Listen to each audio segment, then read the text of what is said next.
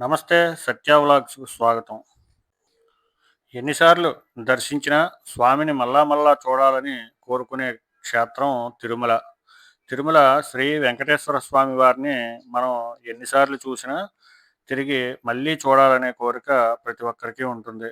రండి తిరుమల క్షేత్రాన్ని సందర్శిద్దాం. భక్తులు తిరుపతి రైల్వే స్టేషన్ చేరుకున్నాక అక్కడి నుంచి తిరుమలను చేరుకునేందుకు ఏడుకొండలు ఎక్కేందుకు 2 మార్గాలున్నాయి. ఒకటి మెట్ల మార్గం కాగా, రెండవది బస్సు మార్గం. బస్సు ద్వారా కొండపైకి చేరుకోవచ్చు. కొండపైకి చేరుకున్న భక్తులు ముందుగా తలనీలాలను సమర్పించి, ఆ తరువాత పుష్కరిణిలో స్నానం ఆచరించి స్వామివారిని దర్శించుకుంటారు. ఈ క్రమంలో మనం ఒక్కొక్కటిగా చూద్దాం రండి. ముందుగా తిరుమల క్షేత్రంలోని వసతి గృహాన్ని తీసుకున్న తరువాత అక్కడి నుంచి దగ్గరలో ఉన్న కళ్యాణకట్ట ప్రాంతానికి చేరుకుంటాం.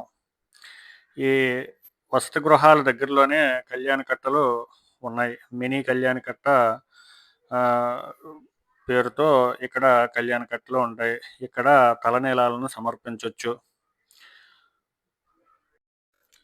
కొండపైన నందకం గెస్ట్ హౌస్ దగ్గరలో ఉన్న నందకం కళ్యాణకట్ట ఇది. ఇక్కడ తలనీలాలు సమర్పించొచ్చు. అదేవిధంగా ప్రతి గెస్ట్ హౌస్ సమీపంలోనూ కళ్యాణకట్టలు ఏర్పాటు చేయబడి ఉంటాయి. భక్తులు అక్కడకు చేరుకొని అక్కడ తలనీలాలను సమర్పించొచ్చు. తలనీలాలను సమర్పించిన అనంతరం అక్కడ నుంచి స్నానం ఆచరించి ఆహ్, స్వామివారి పుష్కరిణి, శ్రీవారి పుష్కరిణికి చేరుకొని అక్కడ స్నానం పుణ్యస్నానం నిర్వహించొచ్చు.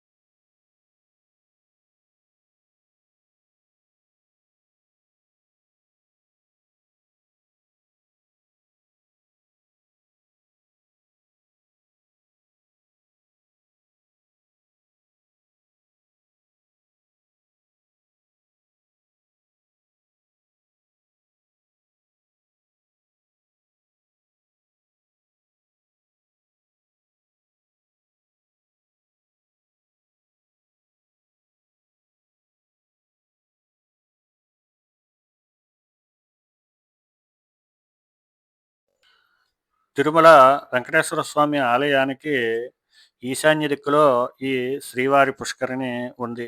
ఈ శ్రీవారి పుష్కరిణికి వాయువ్య దిశలోనే వరాహస్వామి ఆలయం ఉంది. అయితే స్వామివారి ఆలయానికి ఉత్తర దిక్కున ఈ వరాహస్వామి ఆలయం వస్తుంది. అయితే విడివిడిగా చూస్తే పుష్కరిణికి వాయువ్య దిక్కులో ఈ వరాహస్వామి ఆలయం ఉంది. స్వామివారి పుష్కరిణిలో స్నానం చేయడం మహద్భాగ్యంగా భక్తులు భావిస్తారు. స్వామివారి దర్శనానికి ముందే ఈ వరాహస్వామిని దర్శించడం ఆనవాయితీగా వస్తుంది. అయితే స్వామివారిని దర్శనానికి ముందే వరాహస్వామిని దర్శించిన తర్వాతే స్వామివారిని దర్శించాలనేది ఇక్కడ స్థల పురాణంలో ఉన్న విశేషమైన గాథ. స్వామివారిని దర్శించుకున్న అనంతరం మాడవీధుల గుండా ప్రధాన ఆలయానికి చేరుకుంటాం. ఇది మీరు చూస్తున్నది తూర్పున ఉన్న మాడవీధి, తూర్పు మాడవీధి అంటారు. ఈ వరాహస్వామి ఆలయానికి ఎదురుగా ఉన్న వీధి ఉత్తర మాడవీధి. ఇప్పుడు మీరు చూస్తున్నది భక్తులకు అన్నప్రసాదాన్ని అందజేసే కడిగొండ వెంగమాంబ అన్నప్రసాద కేంద్రం. ఇక్కడ భక్తులకు ఉచిత భోజన వసతిని టీటీడీ కల్పిస్తుంది. ఇక ఉత్తర మాడవీధిలో ఉన్న నరసింహస్వామి ఆలయం, స్వామివారిని దర్శించండి. నరసింహస్వామి ఆలయం పక్కనే శ్రీకృష్ణ ఆలయం ఉంది. శ్రీకృష్ణుడి ఆలయం ఉంది. ఇప్పుడు మీరు వెనుక చూస్తున్నదే నరసింహస్వామి ఆలయం, ఆ పక్కన ఉన్నది శ్రీకృష్ణ ఆలయం. ఇది తూర్పు మాడవీధి. తూర్పు మాడవీధి. ఈ మాడవీధిలోనే బ్రహ్మోత్సవాలు జరిగినప్పుడు స్వామివారిని ఊరేగిస్తారు. మాడవీధుల గుండా స్వామివారు అనేక ఉత్సవాలను నిర్వహిస్తారు. ఈ మాడవీధుల్లో ఎవ్వరూ చెప్పులు వేసుకొని తిరగకూడదనేది నిబంధన. అసలు శ్రీవారి ఆలయానికి చుట్టుపక్కలే చెప్పులు వేసుకోవడం అనేది అతిపెద్ద తప్పుగా భావిస్తాం. ఈ తూర్పు మాడవీధి దగ్గర నుంచి ముందుకు వెళితే ఆలయం ప్రధాన ద్వారం, ప్రధాన ఎదురుగా వస్తాం. ఈ పక్కనే రథానికి ఏర్పాటు చేసిన మందిరం ఉంటుంది. ఇంకా గొల్ల మండపం అంటారు. ఈ ప్రధాన ద్వారం ఎదురుగా ఉన్న 4 కాళ్ళతో ఉన్న ఈ మండపాన్ని గొల్ల మండపం అంటారు. ఈ ప్రధాన ఆలయానికి ఎదురుగా పూర్వం 1000 కాళ్ళ మండపం ఉండేది. దాన్ని అప్పట్లో తొలగించారు. ఆ తొలగించిన ప్రదేశమే ఇప్పుడు ఖాళీగా ఉంది. ఈ ప్రధాన ఆలయానికి ఎదురుగా మనకు శిలాండం కనిపిస్తుంది.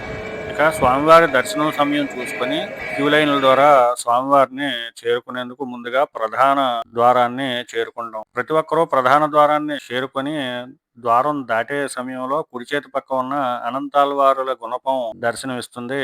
దీనిని తప్పక దర్శించండి. ఆ తర్వాత లోపలకు వెళ్తే వెండి వాకిలి, తరువాత బంగారు వాకిలి ద్వారాలు వస్తాయి. అక్కడి నుంచి స్వామివారిని దర్శించుకొని తిరిగి మరలా దర్శనం అనంతరం బయటకు వస్తాం. స్వామివారి ఆలయంలోకి ప్రవేశించిన తర్వాత చూడాల్సిన విశేషాలు, ఆలయంలో ఉన్న పలు ప్రదేశాల కోసం మరో వీడియోలో తెలుసుకుందాం. ఇదే స్వామివారి దివ్య రూపం దర్శించి తరించండి. ఆ తర్వాత అక్కడి నుంచి బయటకు వచ్చిన తర్వాత అఖిలాండం స్వామివారి ప్రధాన ఆలయానికి బయటకు వచ్చిన తర్వాత ఆలయానికి ఎదురుగా ఉన్న అఖిలాండం అనే ప్రదేశానికి చేరుకుంటాం. స్వామివారి ఆలయానికి ఎదురుగానే ఉన్న ఈ ప్రాంతంలో ఇక్కడ స్వామివారికి హారతిని సమర్పిస్తారు. అదేవిధంగా కొబ్బరికాయలు కూడా ఇక్కడే కొడతారు.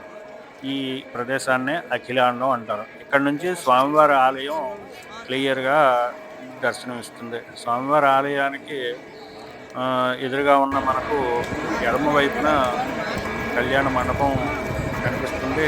కుడివైపున తూర్పు మాడవీధి గుండా వెళ్తే ఉత్తర మాడవీధి వైపు తిరగచ్చు. అలాగే ఉత్తర మాడవీధి వైపు నుంచి కుడివైపున ఈ అన్నదాన సత్రం ఉంది.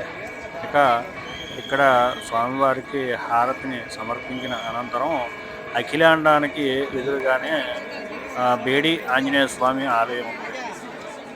ఈ అఖిలాండానికి ఎదురుగానే ఉన్న ఈ బేడి ఆంజనేయ స్వామి వెంకటేశ్వర స్వామికి నమస్కరిస్తూ ఎదురుగా నిల్చున్నట్టు ఉంటుంది. ఇక ఈ బేడి ఆంజనేయ స్వామిని దర్శించుకున్న భక్తులు అక్కడ నుంచి మిగిలిన ప్రాంతాలను సందర్శించడానికి వెళ్తారు. ముందు మీ దర్శనం అయిపోయిన తర్వాత ఈ అఖిలాండాన్ని చేరుకొని ఇక్కడ హారతిని సమర్పించండి. అదేవిధంగా ఇక్కడున్న బేడి ఆంజనేయ స్వామిని దర్శించండి.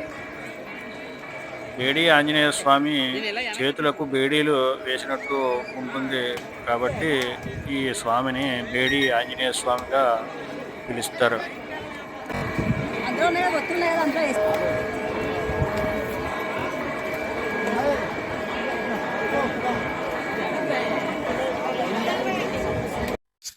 ఇదే బేడి ఆంజనేయ స్వామి ఆలయం. స్వామివారిని దర్శించండి.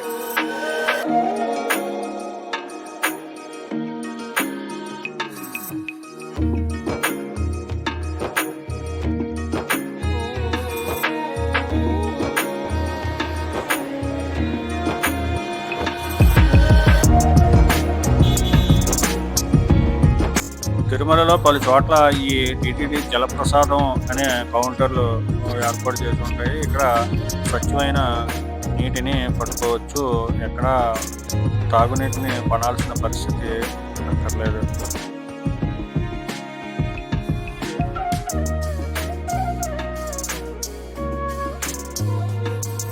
ఆన్లైన్లో బుక్ చేసుకున్న ₹100 వసతి గది ఈ విధంగా ఉంటుంది. అదేవిధంగా వసతి గది దొరకని పక్షంలో మీకు లాకర్ ఉంటుంది. ఇది దేవస్థానం లాకర్లు. ఈ లాకర్లలో ఈ విధంగా ఉంటాయి. మన సామాన్లను ఈ లాకర్లలో భద్రపరుచుకొని స్నానం చేసి రెస్ట్ తీసుకోవచ్చు. విశాలంగా ఉంటాయి. ఫ్యాన్ సౌకర్యం ఉంటుంది. అంతా బాగానే ఉంటుంది. ఇది కూడా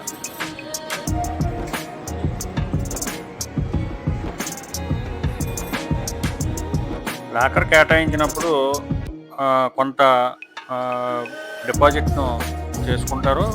తిరిగి మనం తిరిగి వాళ్ళకి తాళాలు ఇచ్చినప్పుడు మన డిపాజిట్ను తిరిగి ఇచ్చేస్తారు. వీళ్ళు ఒక తాళం ఇస్తారు. ఆ తాళాన్ని జాగ్రత్తగా భద్రపరచుకోవాలి. తిరుమల వెళ్ళినప్పుడు చాలామంది ఆతృతగా వెళ్ళి స్వామిని దర్శించుకొని వెంటనే బయలుదేరిపోతారు. అంటే స్వామిని దర్శించుకున్నామా లేదా అనే ఆతృతలో ఉంటారు తప్ప అక్కడ చూడాల్సిన ప్రదేశాలను తిరుపతి దేవస్థానం లేదా తిరుమల ఆలయం లోపల చూడాల్సిన విశేషాలను పెద్దగా పట్టించుకోరు. అయితే ఈ ఆలయంలోని విశేషాలకు సంబంధించి మరో వీడియోలో తెలుసుకుందాము. అదేవిధంగా తిరుమల క్షేత్రంలోని చూడాల్సిన మరొక కొన్ని ప్రదేశాలను కూడా, అంటే సందర్శన ప్రదేశాలను కూడా ఇంకొక వీడియోలో తెలుసుకుందాం. లెంత్ ఎక్కువ అవుతుందన్న ఉద్దేశంతో ఈ వీడియోలో పెట్టలేకపోతున్నాం. ఇప్పుడు మీరు చూసేది ఘాట్ రోడ్డు, తిరుమల ఘాట్ రోడ్డు. అంటే ఈ ఘాట్ రోడ్డు గుండానే బస్సులు వెళ్తాయి. అలాగే వెళ్ళడానికి 2 మార్గాలు ఉంటాయి. అదేవిధంగా మరో మార్గం, అసలైన మార్గం, అది నడక మార్గం. ఇది నడక మార్గం మనకు బస్సులో వెళ్తూ ఉంటే మనకు నడక మార్గం కనిపిస్తుంది. ఈ షెడ్ దారి పొడవునా నడక మార్గానికి ఏర్పాటు చేసిన షెడ్. వర్షం కారణంగా భక్తులు ఇబ్బంది పడకుండా ఏర్పాటు చేసిన షెడ్లు అవి. ఈ విధంగా నడక మార్గం కూడా మనకు మధ్యలో కనిపిస్తుంది. తిరుమల వెళ్ళిన ప్రతి ఒక్కరూ అక్కడున్న విశేషాలను ముందుగా ఏదైనా చూడాలంటే ఇంకా ఒక నోట్ను తయారు చేసుకొని వెళ్ళండి. తిరుమలను దిగే సమయంలో సుందరమైన ఈ దృశ్యం ఆకట్టుకుంటుంది.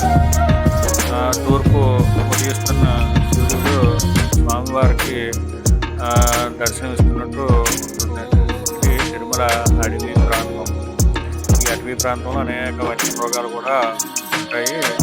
వాటికి హాని కలిగించకుండా ఇక్కడి ఫారెస్ట్ సిబ్బంది అనేక ఏర్పాట్లు చేశారు. ఈ తిరుమల 7 కొండలపై నుంచి కిందకు చూస్తే తిరుపతి పట్టణం సుందరంగా కనిపిస్తుంది.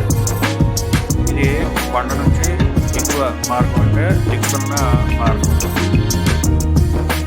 ఈ సుందర దృశ్యాన్ని దర్శించండి. తిరుమల క్షేత్రానికి సంబంధించిన 7 కొండలకు సంబంధించిన విశేషాలు, వాటి చరిత్ర మరో వీడియోలో తెలుసుకుందాం. అదేవిధంగా తిరుమల కొండలో ఉన్న ఈ రాయి ఎర్రని రంగు కలిగి మన భూమి మీద ఉన్న ప్రాంతానికి డిఫరెంట్గా ఉంటుంది. దీనికి కూడా కొంత చరిత్ర ఉంది.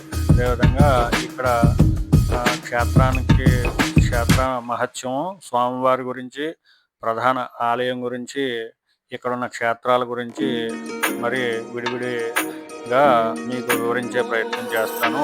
ఆ వీడియోలో మళ్ళా కలుసుకుందాం. స్వామివారి దయతో అందరూ సుఖ సంతోషాలతో ఆయురారోగ్యాలతో సుఖంగా ఉండాలని శ్రీ వెంకటేశ్వర స్వామి వారిని ప్రార్థిస్తున్నాను. స్వామివారి ఆలయాన్ని విడిచి 7 కొండలు దిగి కిందకు వచ్చిన తర్వాత తిరుపతి పట్టణంలో మనం దిగుతాం. తిరుపతి పట్టణంలో కూడా మీకు తిరుమల వసతి కోసం ఇక్కడ చూసినట్లయితే రైల్వే స్టేషన్ సమీపంలోనే విష్ణువాసం, శ్రీనివాసం అనే కాటేజీలు ఉన్నాయి. అక్కడ కూడా మీరు ఈ దర్శనానికి సంబంధించిన టోకెన్లను పొందవచ్చు. అదేవిధంగా విశ్రాంతి కోసం లాకర్లు పొందవచ్చు. వీటికి సంబంధించిన విషయాలను అనగా తిరుమలను ఎలా చేరుకోవాలి, అక్కడున్న వసతి, దర్శనం, ఇతర విశేషాల కోసం మరో వీడియోలో కలుద్దాం. ఇంకా ఇప్పుడు మీరు చూస్తున్నది అలిపిరి ప్రదేశం, అంటే తిరుమలకు ఎంట్రన్స్. ఇక్కడి నుంచే మనం కొండపైకి వెళ్తాం. ఇక్కడి నుంచి ఇది తిరుపతి పట్టణం. ఈ తిరుపతి పట్టణం నుంచి అలిపిరి వెళ్ళే మార్గంలో మనకి 7 కొండలు దర్శనమిస్తాయి. ఈ తిరుపతి పట్టణం సుందరంగా దర్శనమిచ్చే 7 కొండలను దర్శించండి. ఓం నమో నారాయణాయ, ఓం నమో వెంకటేశాయ. గోవింద గోవింద గోవింద.